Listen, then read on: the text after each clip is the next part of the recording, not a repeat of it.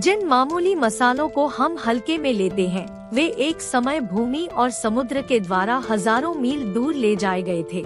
आज मसाले हमारी निकटतम दुकान से अधिक दूर नहीं है। यदि यह केवल भोजन को सुगंधित बनाने की बात होती तो मसालों का व्यापार नहीं होता, लेकिन प्राचीन काल में मसाले और औषधियाँ का उपयोग एक साथ होता था। एक मसाला जितना अधिक विदेशी और सुगंधित होता, उसके उपचार में उतने ही अधिक प्रभावकारी होने की संभावना होती और उसकी बड़ी कीमतों की मांग की गई। मिस्र के पपायरी नाम धनिया, सौंफ, जुनिपर, जीरा, लहसुन और अजवाइन के फूल उन जड़ी बूटियों में से हैं, जिनका उपयोग दवा में किया जाता था। यहाँ तक कि जब वे ठीक करने में असफल रहे, तब भी मिस्र में मसालों को अत्यधिक महत्व दिया गया। हेरोडोटस ने उल्लेख किया है कि कैसे सबसे शुद्ध लोबान, कैसिया और लोबान को छोड़कर हर दूसरे प्रकार के मसाले का उपयोग मिस्र की मम्मियों के शवलेपन में किया गया था। फारसी शासक अपने परेडिसोस के लिए प्रसिद्ध थे। उनके बगीचे इतने शानदार थे कि उन्होंने अंग्रेजी में पैराडाइज शब्द की शुरुआत की। राजा मर्दुक प्लाइदीना के बगीचे में 60 से अधिक प्रकार के पौधे दर्ज किए गए थे, जिन्होंने 710 ईसा पूर्व में शासन किया था। औषधीय अजवाइन के फूल, सौंफ और मेथी में हमें शितामसाला और बडडंग प्लांट जैसे रहस्यमय नाम मिलते हैं। राजा अशरबनपाल के बगीचे की एक बात की सूची में अजवाइन के फूल, तिल, इलायची, हल्दी, केसर, खसखस, लहसुन, जीरा, सौंफ, धनिया, सिल्फियम, दिल और लोबान का रिकॉर्ड मिलता है। रानी हतशेप्सुट के मकबरे की दीवार पर एक व्यापार मिशन का रिकॉर्ड है, जिसे उन्होंने लगभग 1500 ईसा पूर्व पंट की भूमि पर भेजा था।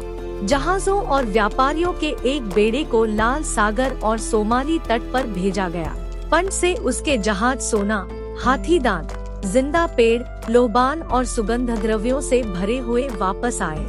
यह बिल्कुल स्पष्ट नहीं है कि पंट से लौटे मसाले मूल रूप से वहां उगाए गए थे या कहीं और से आयात किए गए थे।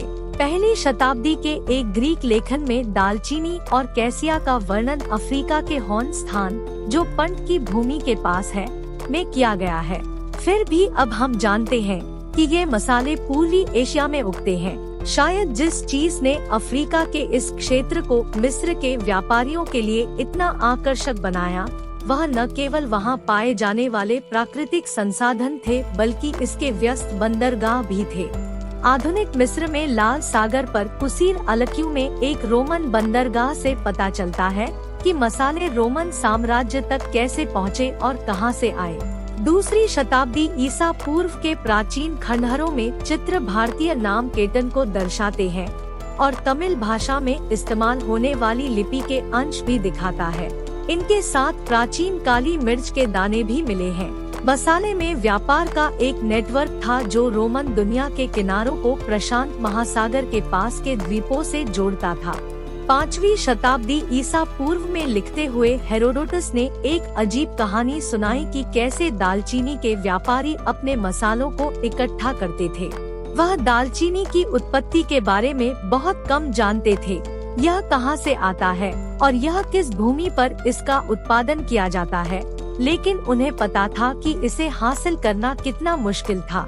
वह हमें बताते हैं कि दालचीनी को एक पक्षी द्वारा एकत्र किया गया था, जो उच्च और दुर्गम चट्टानों पर कीचड़ में चिपक कर अपना घोंसला बनाने के लिए छड़ियों का उपयोग करता था।